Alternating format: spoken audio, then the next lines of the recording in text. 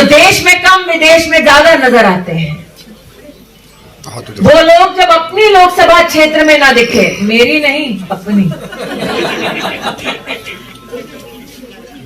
वो लोग जब अपनों के बीच में नहीं दिखे, तब प्रदेश के मुख्यमंत्री गांव-गांव गरीब परिवारों के मध्य में जाकर हाथ जोड़कर पूछ रहे थे कि बताइए इस महामारी में आपका और कैसे संरक्षण करें। आज आप प्रबुद्ध जनों से कह रही हूं कि कल्पना कीजिए, भगवान न करे जब ऐसी विपदा देश पर आई, केंद्र में कांग्रेस की सरकार होती तो क्या गरीब को इतने महीने मुफ्त का राशन मिलता? और मुफ्त का राशन भी कैसे दिया गया? गरीब के घर तक जाकर दिया गया, ताकि एक भी हिंदुस्तानी रात को भूखे पेट ना सोए। मात्र मेरठ की नहीं, उत्तर प्रदेश की नहीं, बल्कि देश भर में 80 करोड़ नागरिकों को घर तक अनाज देना, यह कोई साधारण व्यवस्था नहीं। और आज उसी प्रधान सेवक के लिए, अमित अग्रवाल के लिए, योगी आदित्यनाथ के लिए, मुकेश सिंघल जी के लिए, और महिला मोर्चा की राष्ट्रीय उपाध्यक्षा बैठी है रेखा गुप्ता जी, उनके लिए भी आपका आशीर्वाद मांगने आई। क्योंकि इस चुनाव में मात्र एक प्रत्याशी नहीं लड़ रहा, भारतीय जनता पार्टी का एक एक संकल्पित कार्यकर्ता आपसे आपका आशीर्वाद मांग रहा है। इस चुनाव में मात्र एक उम्मीदवार नहीं लड़ रहा, बल्कि 5 सालों की अथक प्रयास, भरसक मेहनत, वो आपके सामने शीश झुका रही है। उस मेहनत का परिणाम एक सूक्ष्मता आपका देती हूं। एक तरफ इस चुनाव की रणभूमि में आप देखते हैं कि सपा का नेता कहता है कि चुन चुन कर बदला लेंगे, और दूसरी ओर अगर इतिहास के पन्ने हम पलटे तो ये वही पश्चिम उत्तर प्रदेश है जहां बेटियों की लाज बचाने के लिए भाइयों का खून बहाया गया।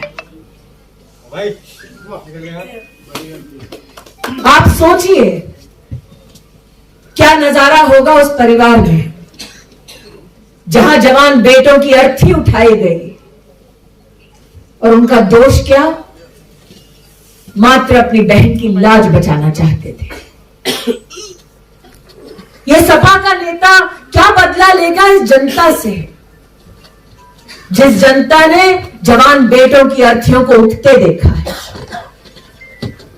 इसलिए आज आपसे अमित अग्रवाल जी के लिए नहीं, आपके लिए सवाल करने आई हूं।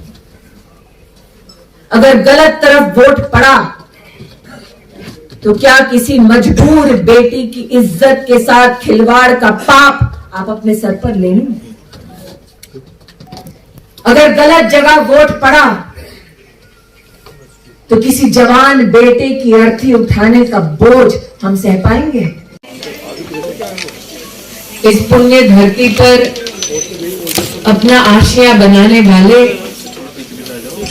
और एक संकल्प के साथ कि अपने जीवन के साथ साथ समाज और राष्ट्र के प्रति योगदान देने की प्रबल इच्छा रखने वाले देवी और सज्जन भारतीय जनता पार्टी को अपना आशीर्वाद, अपना स्नेह, अपना समर्थन देने पधारे हैं। इस सुसज्जित मंच की ओर से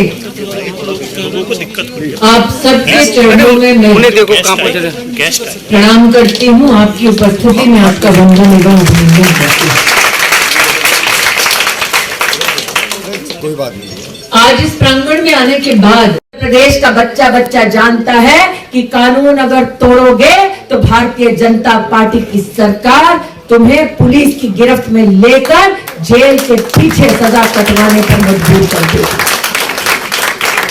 दिल पर हाथ रख कर कहिए, किसी और राजनीतिक दल के बारे में आप धड़ल्ले से ये बोल सकते हैं?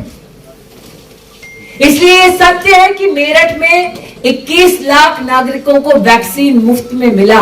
ये सत्य है कि 5 लाख परिवारों को इस पूरे कोविड की महामारी में अनाज मुफ्त में सतत मिला। ये सत्य है कि आपके इस मेरठ शहर को राज्य मार्ग से जोड़ने के कई सफल प्रयास हुए और आज जैसे कि अमित जी कह रहे हैं, हाँ ये सत्य है कि दिल्ली से मेरठ में 1 घंटे में आई हूं, 3 घंटे का फासला मैंने तय नहीं किया। लेकिन एक सत्य ये भी है कि 10 तारीख जितनी परीक्षा अमित अग्रवाल की है उतनी आपकी भी। आप अपने वोट से देश की राजनीति को संदेश देंगे कि आपका वो वोट, एक वोट क्या संदेश देता है समाज को, देश को। अगर वोट देना है महिला संरक्षण और सम्मान के लिए तो भारतीय जनता पार्टी को वोट दें। अगर वोट देना है कि अपराधी कभी सर ना उठा पाए, हाँ हम उन अपराधियों के ऊपर बुलडोजर चलाएं, उनकी अवैध संपत्ति को हम लेकर खजाने में जनता के भर पाएं, तो भारतीय जनता पार्टी को वोट दीजिए।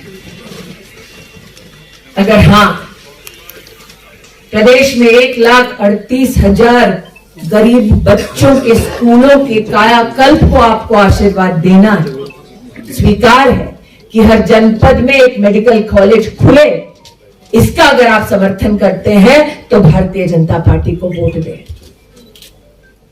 अगर इस बात का समर्थन करते हैं आप कि किसान सम्मान निधि के अंतर्गत प्रदेश के हर किसान के बैंक के खाते में 6,000 रुपया जाए, तो भारतीय जनता पार्टी को वोट दें। अगर इस बात पे आपको विश्वास है कि बेटियां सांझ ढले सुरक्षित सम्मान के साथ घर लौटे, इसमें आपका भी समर्थन और योगदान होना चाहिए, तो भारतीय जनता पार्टी को वोट दे। और हाँ, वो नेता सपा का जो कहता है कि चुन चुन कर बदला लेगा, आने दो उसकी सरकार, सरकार नहीं आएगी।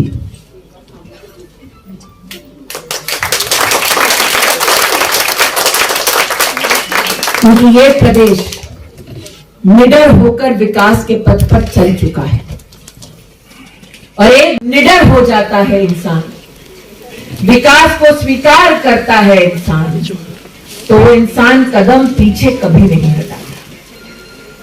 तो अगर कदम समृद्ध राष्ट्र, समृद्ध उत्तर प्रदेश की तरफ बढ़ाना है तो कमल का बटन दबाना है।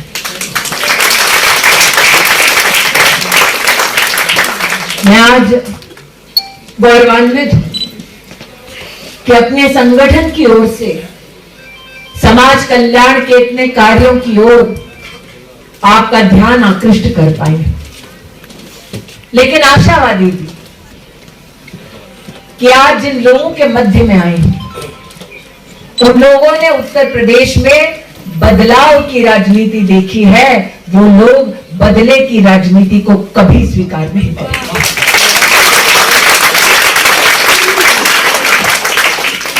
अमित जी ने मंच पर कुछ बहनों से मेरा परिचय कराया, मुस्कुराते हुए बोले, फलां बहन किसके घर से है, किसकी बेटी है, किसकी बहू है, और मुस्कुराते हुए उन बहनों ने मेरा अभिनंदन किया। उस अभिनंदन के लिए मैं आभारी हूं। लेकिन जब परिचय करा रहे थे, बहू का दर्जा दे रहे थे, बेटी का दर्जा दे रहे थे, तो कह रहे थे ये उस परिवार की लक्ष्मी है। मेरा गौरव है कि मेरे संगठन में जब बेटी का परिचय दिया जाता है तो उसे लक्ष्मी से कम नहीं माना जाता।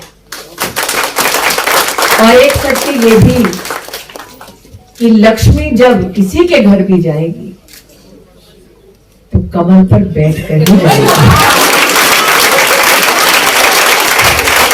इसलिए आज वो लक्ष्मी जो सभागार में उपस्थित है, उससे कहना चाहती हूं कि आपका आशीर्वाद उस संगठन को मिले जिसने गरीब की लक्ष्मी का संरक्षण किया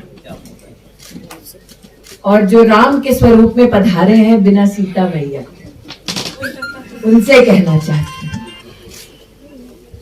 कि वो परचम जो धर्म का है, जो सत्य का है, जो सेवा का है, वो तभी लहराएगा जब राम अपने सहित लक्ष्मी को कमल पर ले आएगा। शब्द हूं कि एक ऐसी धरती पर जिससे आजादी का बिगुल बजा,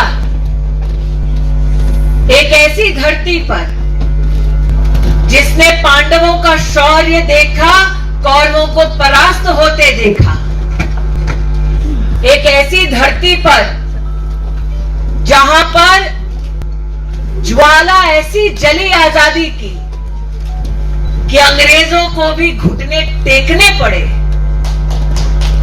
उस धरती पर समाजवादी पार्टी के नेताओं की इतनी जुर्रत हो गई कि वो जनता को धमका दे कि देखो चुनाव के बाद हम क्या हश्र करते हैं।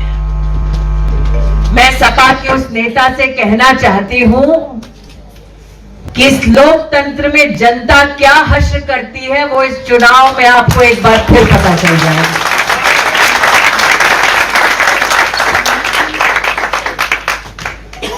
एक कहा क्या विश्लेषण करें, जिसकी राजनीति उस धरा से प्रस्फुटित हुई जहां स्वयं उनके पिता जब महिला का शोषण, महिला के प्रति अपराध होता है तो उनके पिता कहते हैं कि लड़के हैं, लड़कों से ऐसी गलती हो जाती है।